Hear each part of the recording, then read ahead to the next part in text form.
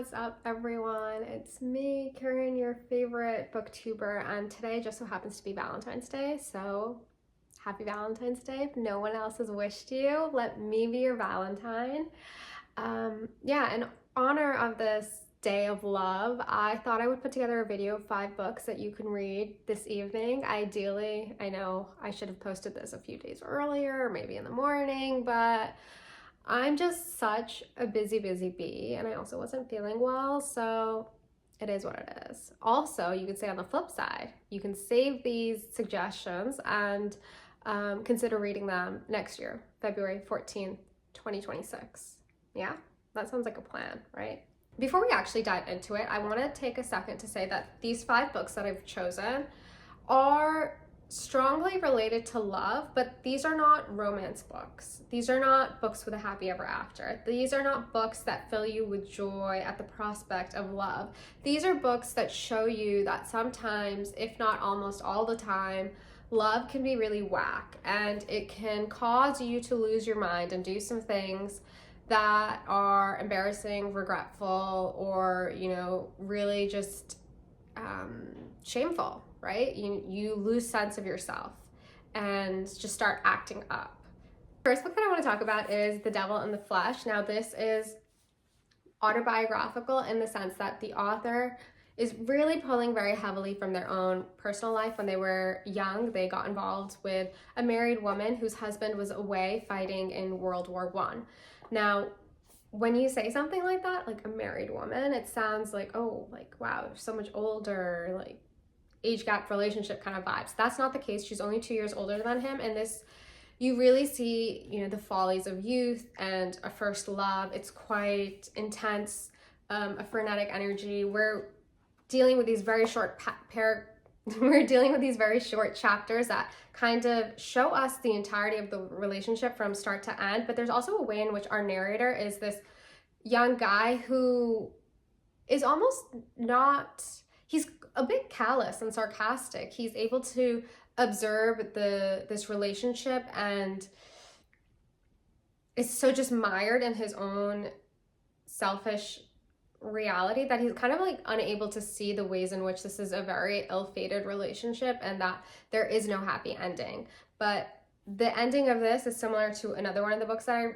we're going to talk about in a few minutes, if you would, in that there's a way in which a relationship like this, like a young first love, has, in literature, I guess you could say, is way more forgiving on the man than it is the woman.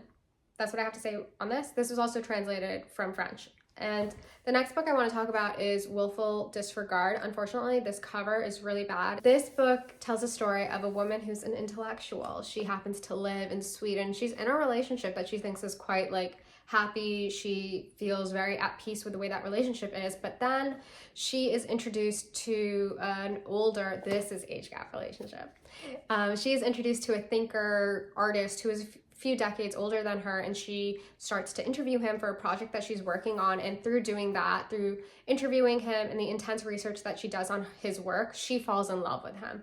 And he what can you say, he almost encourages this relationship. He's very coy in what he gives to her and allows it to progress throughout the weeks and the months, and then things escalate in their relationship, and then he starts acting up, and she is completely blindsided by this because she thought that they were both on the same page, that though they had never expressed anything overtly about their intentions, that they were in some sort of relationship. Ultimately, what we realize is that they're in a situationship.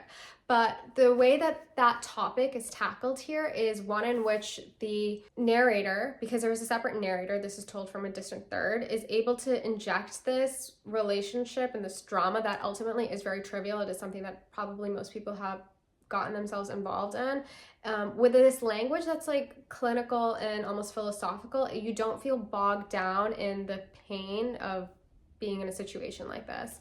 And it's actually quite, dare I say, funny. There's these moments of humor thrown throughout. One of them is the way in which the protagonist, her friend group is referred to as the girlfriend chorus. So she'll turn to them asking for advice, and then the writing will be something like, the girlfriend chorus said that you should just pull back a little bit, and then he'll come running back to you. Like, that's a lot of the advice that we get, which in many regards probably is the kind of advice that you do get from your friends. So this is a really fun book, and we have the pleasure of having, there's a sequel in which the same narrator is also once again involved in an unhealthy relationship. I believe in the second one, she's falls in love with a married man, and then there's a third one, and I don't remember what happens in the third one. I don't think it's been translated yet into English, but keep your eyes out for this little, for these books.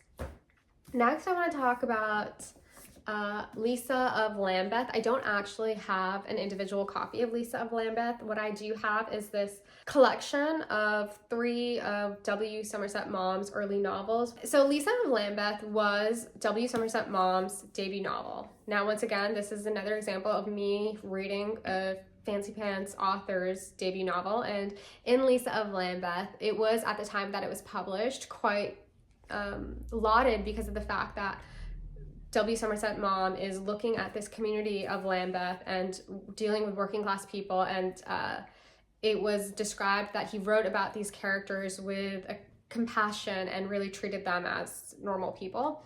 And in this particular story, where we first encounter Liza, I do that all the time, my bad. Her name is Liza of Lambeth, and Liza is, the hottest, baddest bitch of Lambeth. She is so pretty, so charming. Everyone loves her. Yes, her mother's mean, but it's fine because she is just a breath of fresh air in this community, and everyone knows her. Now, in this community, a man and his family come through, and it is immediate sparks between Liza and this man, this married older man. But they embark in their relationship, and we see the ways in which they traipse around London, having, romantic excursions, being in love, spending time together. They're weathering the cold, rainy British weather, as well as the pockets of sunlight one gets in the summertime. And there's a way in which we see how the community turns on Liza. Though she is so kind, so thoughtful, so hardworking, and so beautiful, no one is willing to allow her to transgress in this capacity. We then also have an extreme act of violence which occurs towards the end of the novel, and then the novel ends such that Liza has to pay for her sins, and it's unfortunate. But it's a really quick read, perfect for your Valentine's night. After that, I want to talk about My Husband by Maud Ventura. This is also translated from French into English. This is a book that I am picking because it is about the main character's obsession with her husband. We are looking at a week in her life. Every single day is associated with a different color. She has quirks, and she's also keeping a journal in which she describes what her husband does and the ways in which she is punishing or rewarding him. And as we progress through the novel, you really start to feel like this woman is batshit crazy. But then you get to the end and you realize she's found someone who's going to match her freak. Please excuse me for using such internet language, but I do think it's very appropriate when we're considering this novel. The final book that I want to talk about is Margery Kempe by Robert Gluck. Before we can really get into it, let's do a little bit of context. Margery Kempe was an English mystic from the 15th century who is credited with writing the first autobiography. She was a wife, she had many kids, and then she's like, fudge that, I'm going to devote myself to Jesus. And she goes off on all these pilgrimages and is really just in it. She is locked in.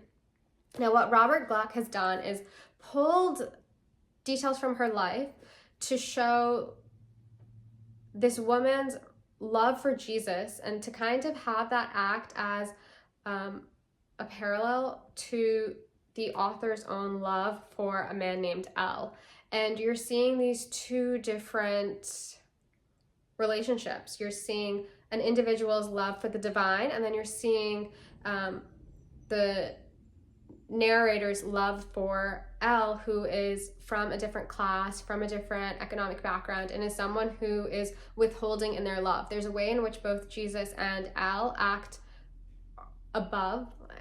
Allow me, if you would, that both of these characters are above the person who loves them. The object of one's love is exalted up here, whereas the lover is down here. There's this power balance that we're seeing, and there's a way there's a lot about like abjection, and it's very almost perverse and just really intense in its descriptions, but very like unashamed of the body. Does that make sense? I don't know, I'm just throwing out a lot of words, I feel. I thought this was brilliant. This was something that I think about quite often. I want to reread it. And this starts with an excerpt that I think about the excerpt, not the excerpt, what do you call it when a book has like a little quote or something beforehand? This has one that I think about all the time. And I'm going to read it to you. This comes from the Garden of Prayer, which was written for young girls in 1454. And then you too must shape in your mind some people well known to you, to represent for you the people in the Passion.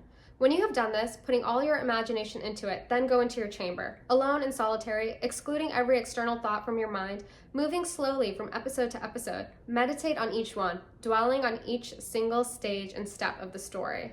I think about that all the time. Maybe not all the time, but a decent amount of the time.